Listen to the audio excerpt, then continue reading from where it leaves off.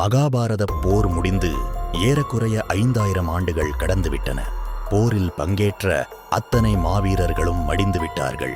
ஆனால் ஒரே ஒரு வீரன் மட்டும் அன்று கிருஷ்ணர் கொடுத்த ஒரு கொடூரமான சாபத்தால் இன்று வரை மரணமே இல்லாமல் உடலெங்கும் புண்களோடும் தீராத வலியோடும் இந்த பூமியில் அலைந்து கொண்டிருக்கிறான் என்று சொன்னால் உங்களால் நம்ப முடிகிறதா?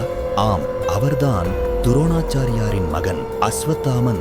ஒரு பிராமணனாக பிறந்து மகாபாரதத்தின் மிக கொடூரமான வில்லனாக மாறிய அஸ்வத்தாமனை பற்றியும், அவர் அப்படி மாற என்ன காரணம், கிருஷ்ணர் அவருக்கு கொடுத்த அந்த 3000 வருட சாபம் என்ன என்பது பற்றியும் இந்த வீடியோவில் பார்ப்போம். வாருங்கள். சிவபெருமானின் அம்சமாகவும் தனுர்வேதத்தில் சிறந்தவராகவும் விளங்கிய துரோணருக்கு மகனாக பிறந்தவர்தான் அஸ்வத்தாமன். அவர் பிறக்கும் போதே அவரது நெற்றியில் ஒரு திவ்ய மணி இருந்தது. அந்த மணியின் சக்தி சாதாரணமானது அல்ல. இந்த மணி இருக்கும் வரை அஸ்வத்தாமனை எந்த ஒரு மனிதனாலும் தேவனாலும் ஆயுதத்தாலும் கொல்ல முடியாது. மேலும் பசி, தாகம், சோர்வு, நோய், ஆயுத பயம் என எதுவுமே அவரை அண்டாது. சுருக்கமாக சொல்ல வேண்டும் என்றால் அவர் ஒரு பிறவி சிரஞ்சீவி ஆவார். மகாபாரத போர் தீவிரமாக நடைபெற்றுக் கொண்டிருந்த வேளையில் துரோணரை கொல்ல வழி தெரியாமல் திணறிக் கொண்டிருந்தனர் பாண்டவர்கள். மகாபாரத போரின் 15ஆம் நாளில் பாண்டவர்கள் ஒரு தந்திரம் செய்து இவரது தந்தை துரோணரை கொன்றனர்.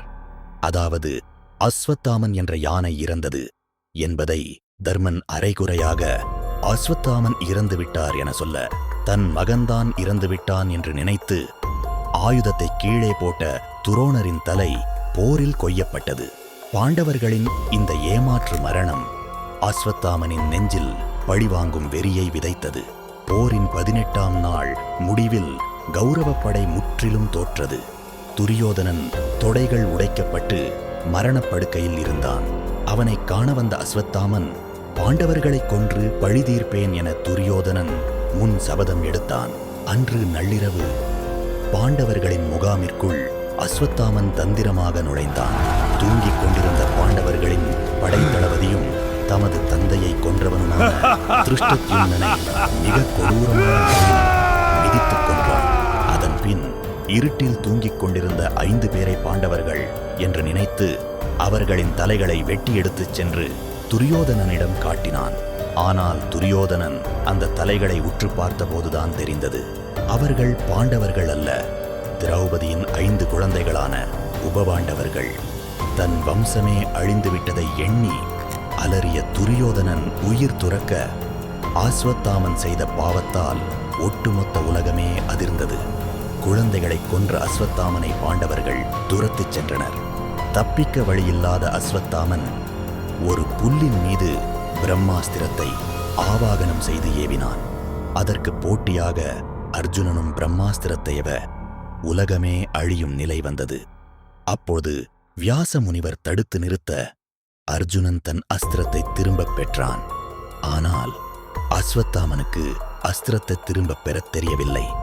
அதனால் பாண்டவர்களின் வம்சமே அழிய வேண்டும் என்று அர்ஜுனனின் மருமகள் உத்தராவின் வயிற்றில் வளர்ந்த குழந்தையின் மீது அந்த அஸ்திரத்தை திருப்பினான். இதனால் கடும் கோபமடைந்தார் ஸ்ரீ கிருஷ்ணர். தன் சக்தியால் உத்தராவின் குழந்தையை காப்பாற்றிய கிருஷ்ணர் அஸ்வத்தாமனுக்கு மகாபாரதத்தின் மிக கொடூரமான தண்டனையை வழங்கினார். அஸ்வத்தாமனே, நீ செய்த சிசுஹத்தி பாவத்திற்காக அடுத்த 3000 ஆண்டுகள் நீ இந்த பூமியில் மரணமில்லாமல் அலைவாய். என்ன செய்தாலும் உனக்கு மரணமே வராது. உன் நெற்றியில் இருக்கும் மணி பிடுங்கப்படும் என கூறிய கிருஷ்ணர் அவரது நெற்றி மணியை பிடுங்க அந்த இடத்திலிருந்து இரத்தமும் சீழும் வழியத் தொடங்கியது.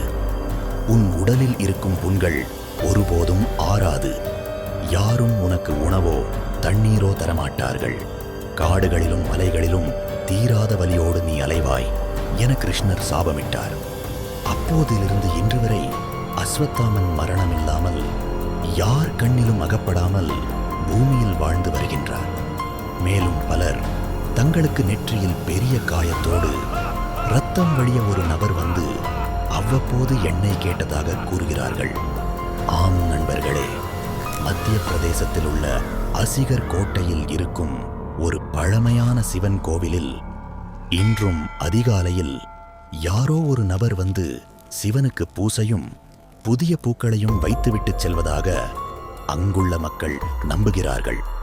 கலியுகத்தின் முடிவில் வரப்போகும் கல்கி அவதாரத்திற்கு அஸ்வத்தாமன் தான் போர்க்கலைகளை கற்றுக் கொடுக்கப் போகிறார் என்றும் அதன் பிறகுதான் அவரது சாபம் விலகும் எனவும் புராணங்கள் கூறுகின்றன. அஸ்வத்தாமன் செய்தது தப்புதான் என்றாலும் தன் தந்தையின் மரணத்திற்கு பழிவாங்க அவன் எடுத்த முடிவு சரியா தவறா? இன்றும் அஸ்வத்தாமன் உயிரோடு இருக்கிறார் என்று நீங்கள் நம்புகிறீர்களா?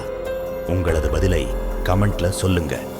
நமது மகாபாரதத்தின் பல சுவாரஸ்யமான அடுத்தடுத்த பாகங்களை தவறவிடாமல் பார்க்க இப்போதே நம்ம கருநிழல் சேனலை சப்ஸ்கிரைப் பண்ணிக்கோங்க. நன்றி, வணக்கம்.